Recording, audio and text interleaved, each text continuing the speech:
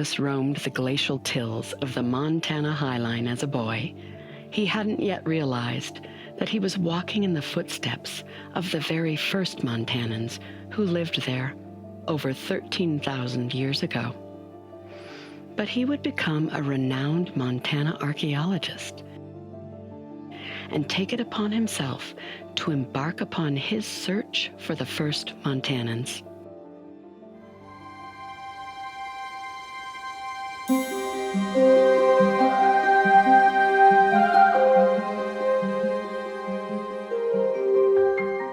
This is a story of archaeology in Montana, and one man's quest to find evidence of the first people to live and prosper there.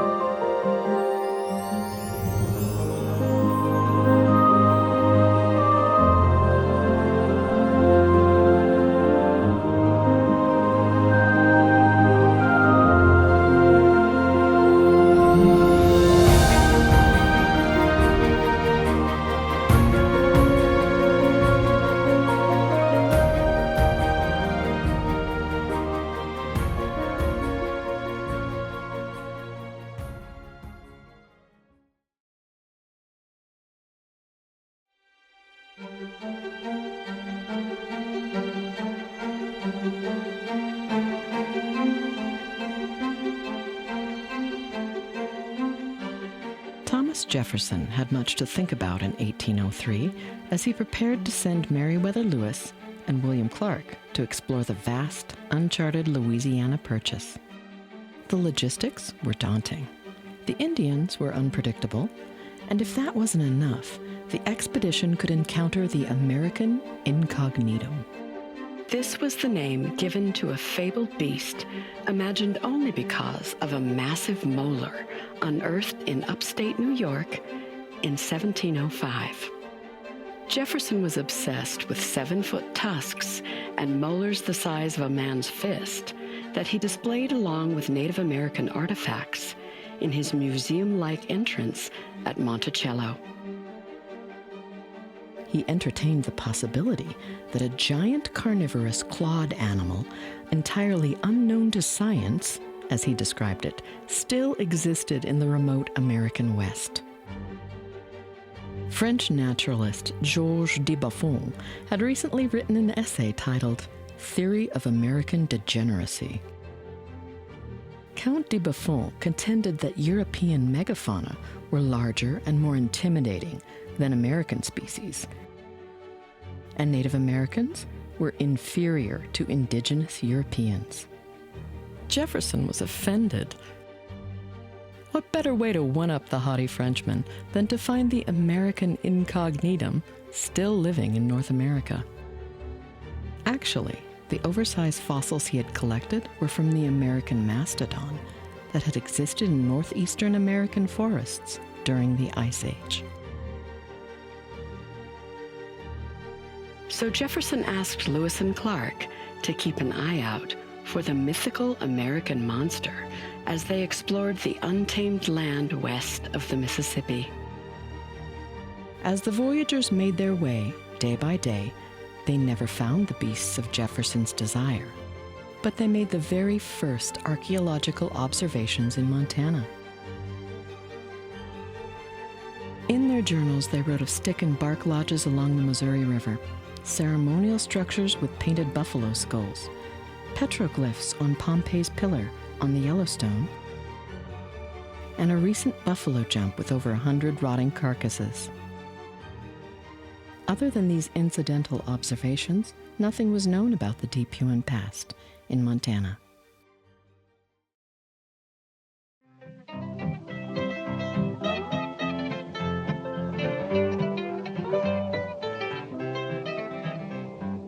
Some folks like the summertime when they can walk about, strolling in the meadow green. It's a pleasure, there's no doubt. Montana has always been a harsh, unforgiving environment.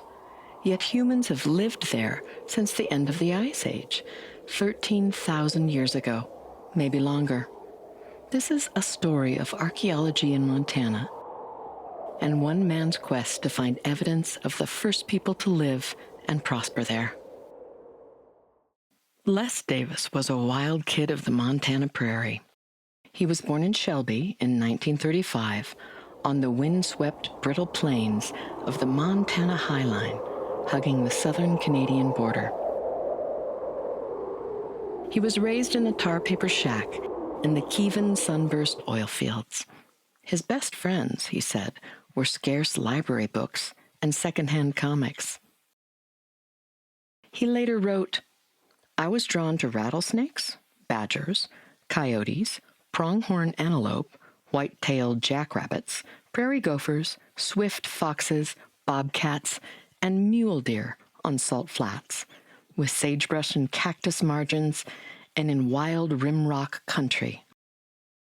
My life seemed to resonate with those wild places and wild creatures. Actually, I wasn't so different from them."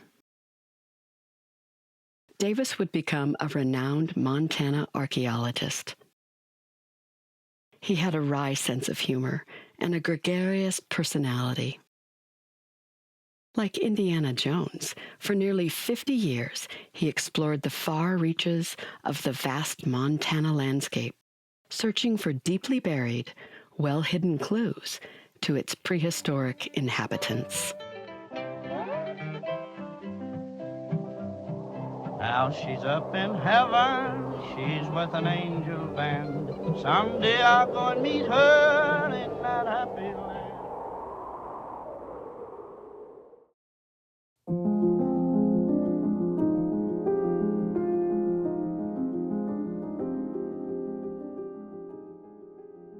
Les Davis was in the 4th grade in 1945 when the family moved to Cut Bank, Montana.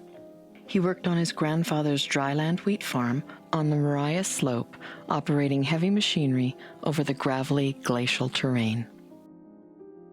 Davis loved hunting the ridges and draws of the Mariah River Basin and wrote stories about his hunting adventures. He and a couple high school buddies experimented with skinning rabbits and weasels. When they heard about Roy Vance, a government trapper who was trapping bobcats in the area, Les called him on the phone. He found out where Vance had dumped several bobcat carcasses at the city dump. The boys retrieved the carcasses and stayed up until 2 a.m. honing their skinning techniques. We didn't like people, especially girls, so we did not jackrabbits. The obvious life path for young Davis was farming or ranching, yet his interests leaned more toward writing and the arts. He sang in the Cut Bank High School choir. As a senior in 1954, he was editor of the yearbook and a cast member in the senior play. But this was Montana, and the sway of agriculture was hard to resist.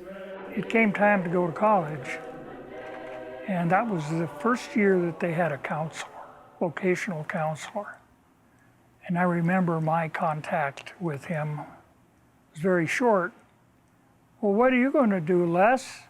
You're going to college?" "I sure am." "What are you going to take?" "Agriculture," I said brightly. And so, Davis entered Montana State College in Bozeman to pursue his engineering degree. But when he got to the big city campus, his perspective began to change. His engineering course loads felt oppressive, and fraternity life was not a good fit. He was restless and spinning his wheels. In engineering, he later said, "I felt like I was being trained to be an automaton, and I don't have that kind of mind."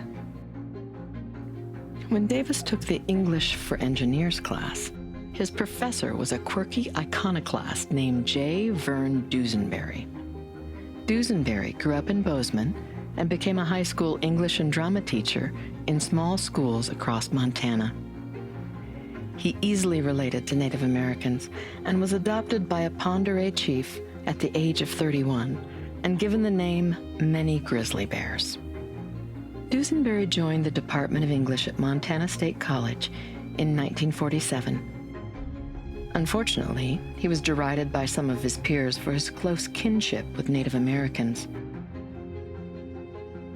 Verne and his Indians, they would scoff. One colleague saw through the cultural prejudice and academic backbiting. Robert Pirsig, who would later write the cult philosophy classic Zen and the Art of Motorcycle Maintenance, taught creative writing at Montana State College. He was one of the few faculty members who could relate to the unconventional Dusenberry and his empathy for Native peoples. Pirsig thought Dusenberry was unfairly targeted in academia and told his story in his second novel, Lila, An Inquiry into Morals. In the book, Pirsig's alter ego, Phaedrus, recognized Dusenberry's dilemma, that he had become part of the Indian culture and not an objective observer as demanded by academic anthropology. Dusenberry lit a fire in the imagination of Les Davis. When Dusenberry eventually decided to abandon the toxic environment in his current position, Davis followed him to the University of Montana in Missoula. But he was going over there to get a master's degree in anthropology. And he was a great teacher. So I transferred over there at the same time in the spring of 1956. And that's where I discovered anthropology. Really got into it. It was a great intrigue. My curiosity was really inspired. This was the academic and intellectual environment that inspired Davis to change his life course. Encouraged by Dusenberry, Davis spent the winters of 1959 and 60 interviewing Pend Oreille elder Peter Beaverhead and his wife Josephine at their home in Ronan, Montana. But his anthropological roots were about to take a turn toward prehistoric archaeology.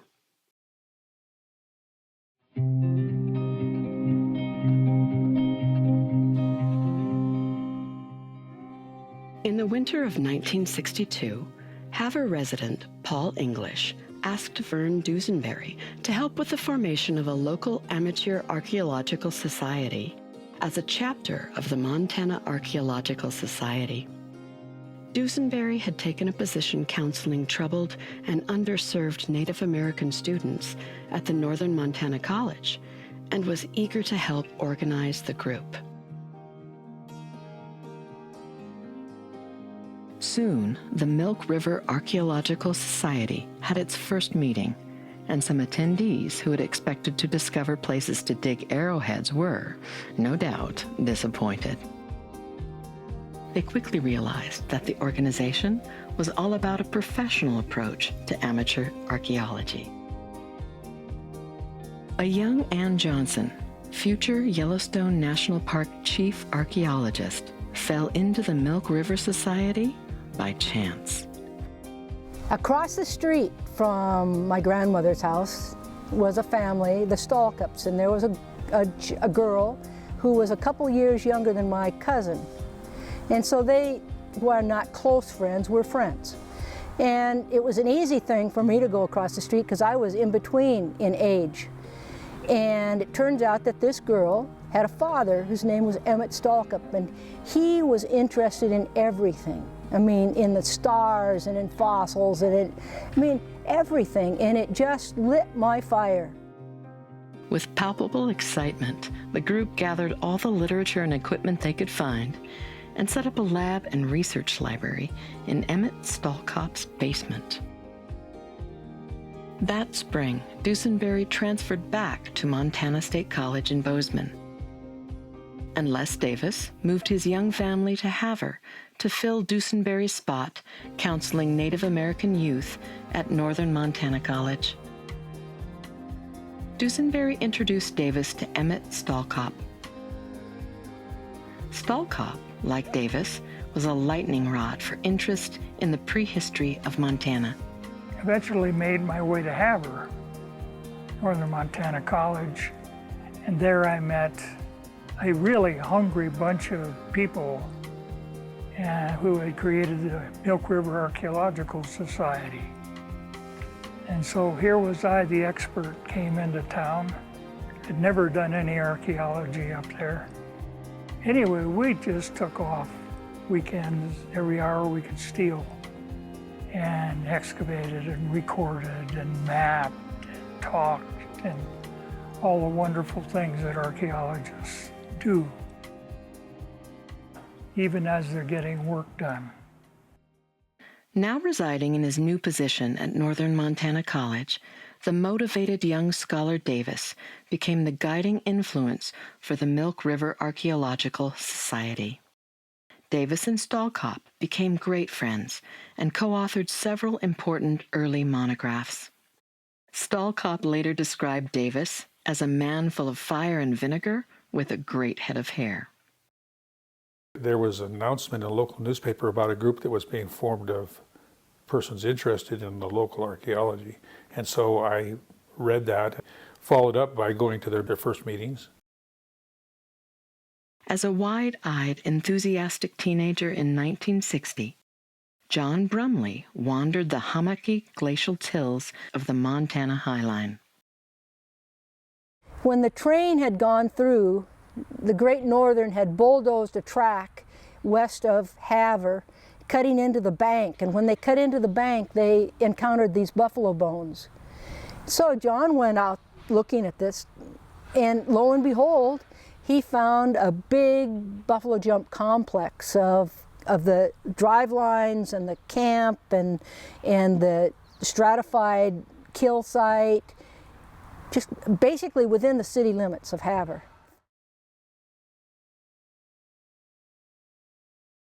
When the Milk River Archaeological Society formed, Brumley jumped at the chance to share his discovery with the exciting new organization.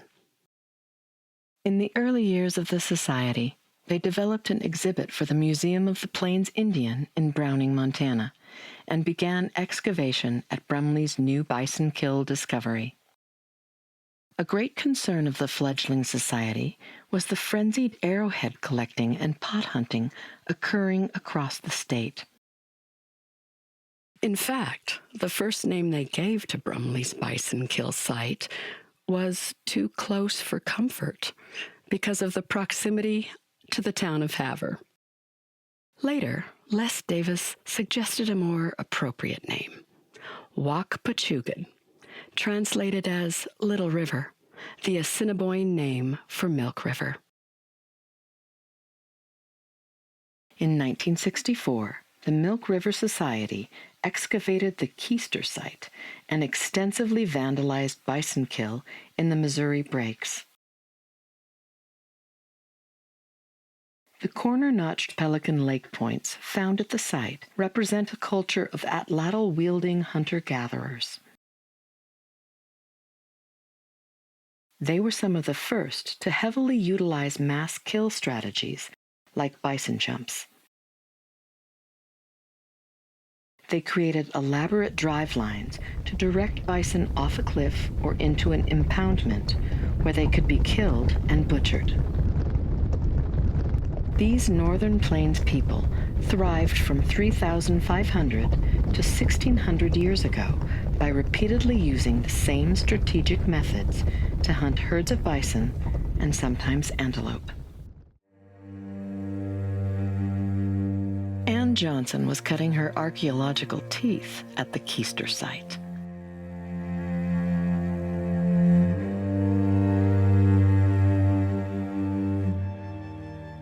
And Keister was really important because it helped clarify ages of the Pelican Lake Point. And, we got to remember that we didn't have very many radiocarbon dates back then. And archaeologists today look at a point and say, oh, well, that ranges from this time period to that time period. We didn't have that kind of confidence or knowledge back then. And so Keister was really important, and it was a great bonding experience because we had some difficulties with the weather. It rained like torrential rains, and we got stuck out there in the gumbo and on and on.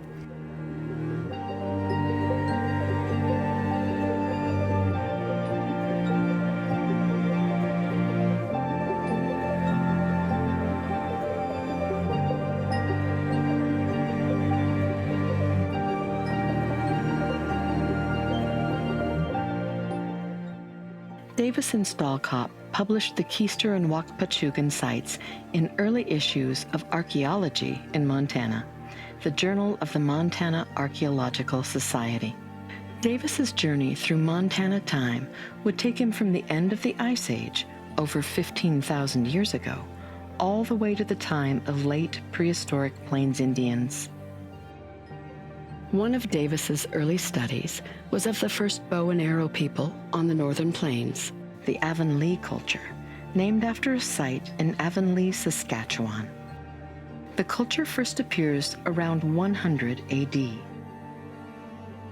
His paper, Avonlea Point Occurrence in Northern Montana and Canada, was published in Plains Anthropologist and explores the distribution of the earliest bow and arrow culture on the northern plains.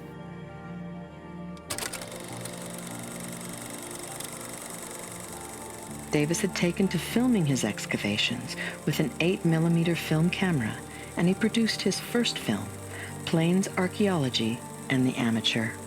The film documents early excavations of the Wakpachugan and Keister sites, along with an educational message about the importance of responsible amateur archaeology. The Society's clear-eyed philosophy really comes through in the opening. Archaeologists use special skills to make the dead live again. They work out of many institutions to investigate the evidences of prehistoric life, the tools and arts of men long silenced by the dusts of time. But these tools and other evidences are being destroyed by nature and unthinking man faster than archaeologists can investigate them. Thus is a wealth of knowledge denied tragically to other generations. As the young stalwarts of the Milk River Archaeological Society began to pursue their professional careers, the society slowly dissolved. But the legacy of this thrilling collaboration would live on. In 1966, Les Davis moved to Calgary to develop his ambitious PhD dissertation, The Prehistoric Use of Obsidian in the Northwestern Plains. John Brumley followed Les to Calgary to get his degree in archaeology. He ultimately directed the development of the Wakpachugan site as a living museum exhibit at the H. Earl Clack Memorial Museum in Havre. Emmett Stalkop became a judge and justice of the peace in Havre and continued to collaborate with Davis. Ann Johnson moved to Missoula to pursue her master's degree in archaeology, creating a comprehensive cross-referenced bibliography of Montana archaeology. She eventually became chief archaeologist in Yellowstone National Park.